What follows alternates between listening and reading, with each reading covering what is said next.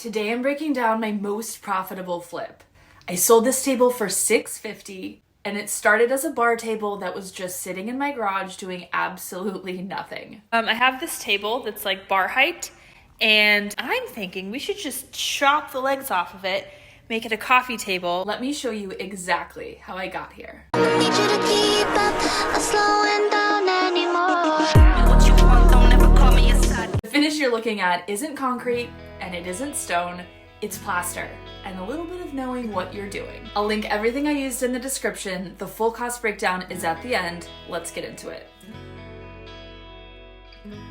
To be honest, we almost missed out on a good thing because I had this bar top table that didn't fit anywhere in my house and I listed it on Marketplace just as is. I was like, get it out of here. No one wanted it. So I decided to reinvent it to see if I could get it to sell. At this time, my Pinterest feed was filled with concrete furniture, these high-end, giant, massive coffee tables, and I was like, I could make that for so much cheaper, so I did. This project started as most do, with impatience. The normal way to do this would be to cut this outside, but I did it right in my living room.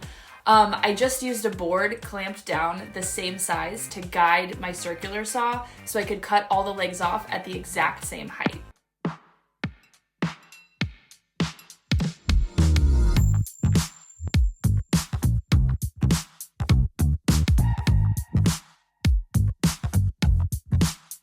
After cutting them, they're rough on the bottoms. I sanded the ends smooth and added some felt furniture pads so they don't scratch. Here's the plan. So I'm gonna use this table as the base. I'm gonna add to it like this. That's probably not gonna be pole wrap, it'll be plywood. And then I'll cover it in plaster. What do you think?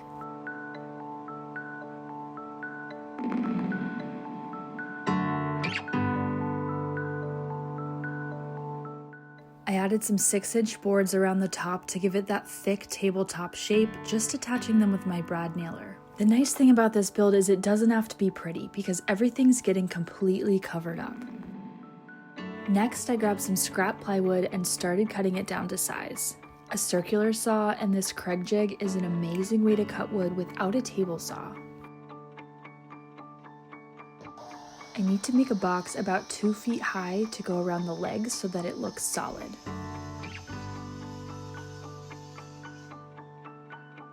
With my wood cut, I started attaching everything together. Pro tip, wood glue is always going to make your builds more solid, so add that whenever you're joining wood.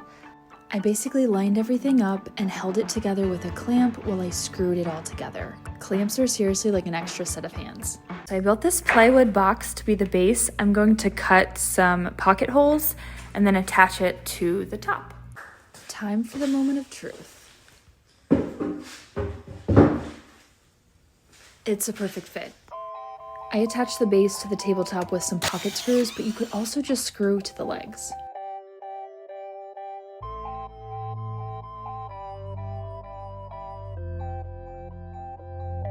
So we got first round of boards on, and then I'm gonna plaster it and I'll show you how. There's a little trick to get it to stick.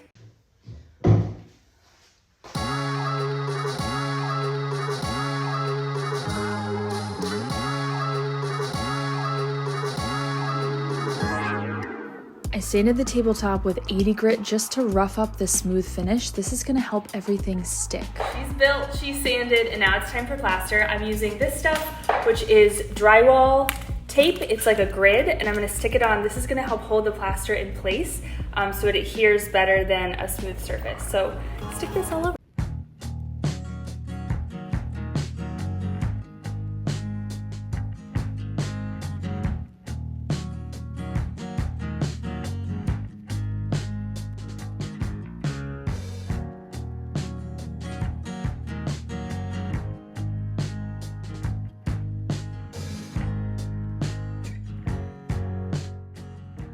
This mesh is going to give the plaster something to hold on to, as well as some internal strength so it doesn't crack so easily.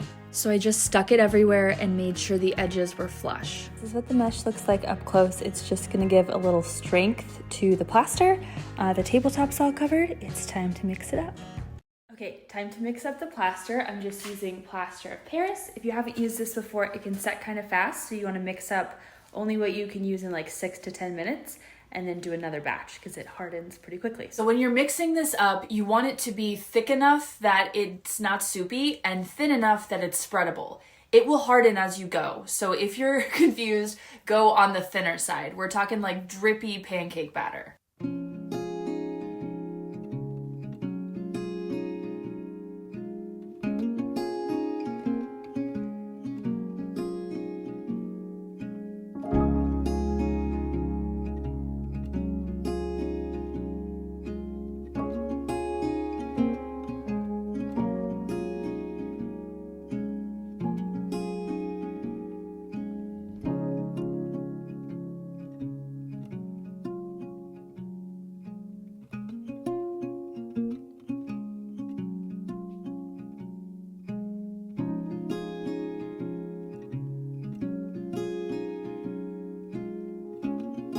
I'm spreading the plaster on, planning to do multiple coats, so that means if any of this mesh shows through, totally okay. We kind of want to thin coat it first.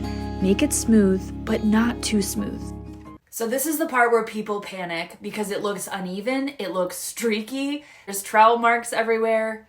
Leave them. This is not a mistake, that's the texture. Concrete and stone aren't perfect, and the second you try to make this even and perfect, you're gonna lose the whole effect. Trust the process.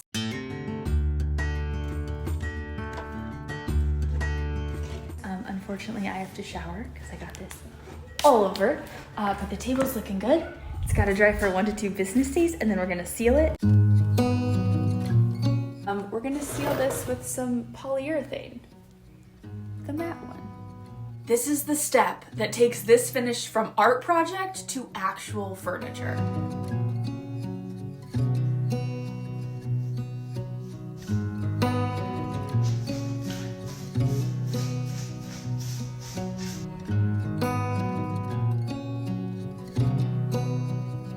Plaster is porous, so if you skip the sealer, this table is going to absorb every coffee ring, every drip of condensation from your water glass, everything, and permanently. I use some matte polyurethane, 2 coats, and let it dry completely before you put anything on it. If you're wondering why I'm painting the whole table with a teeny tiny brush, I would also like to know. This is not the most efficient way to do it, but I am obsessed with these little Wooster brushes, but you can totally use something normal, like a roller. So I staged this with a lantern, a few books, and a random stick I found, nothing fancy, listed it the same day, and it sold within 48 hours to someone who was just as obsessed with this finish as I was. That's the whole game. Materials that punch above their price point, a finish that makes people obsessed with what they're looking at, and some good photos.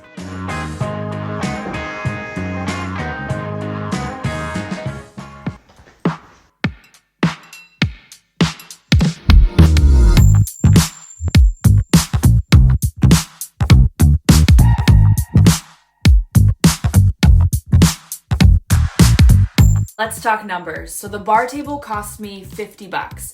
Then I used about half a bag of Plaster of Paris, half a can of matte poly. I used scrap plywood, but even if you're purchasing this new, you want to get the lower grade, less sanded plywood because that's going to adhere better. So that's pretty budget friendly. My total spend was $91. I sold it for $650, so that's $559 in profit for a table that nobody wanted. If you're into this, the DIY home renovation, the part where a bad starting point becomes something you actually love, subscribe. This channel is all of that. Real projects, real budgets, and real process.